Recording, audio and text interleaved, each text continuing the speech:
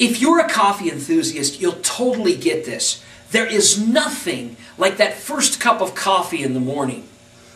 It's the warmth, it's the aroma, it's the flavor that just bursts through in your mouth. It wakes you up. It's like those old Zest commercials. You feel zestfully clean and you feel like you can take on the day. Oh, I'm a coffee enthusiast. I love my morning cup of coffee. And so this is kind of a story about the morning that things went awry.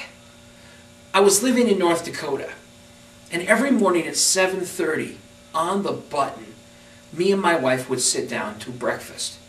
Sometimes it would be cold cereal, sometimes it would be French toast, sometimes it would be oatmeal in the microwave. Today just happened to be oatmeal in the microwave. And the first thing my wife would do was she would take the cups out of the cupboard and she would pour me a good stout cup of coffee.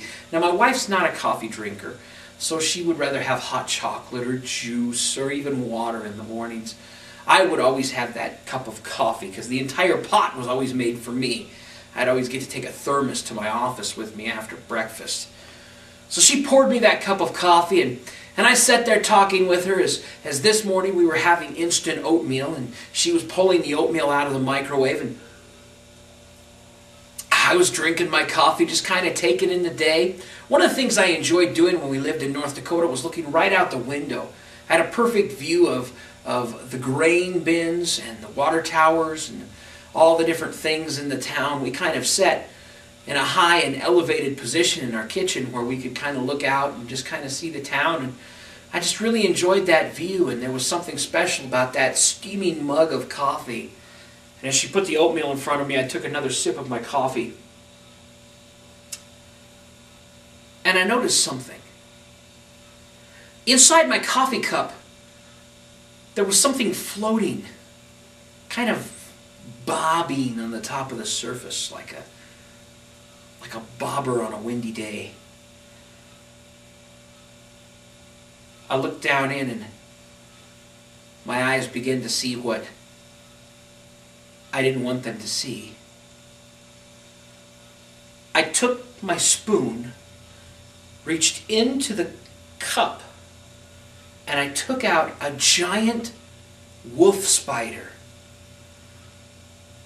The spider was dead.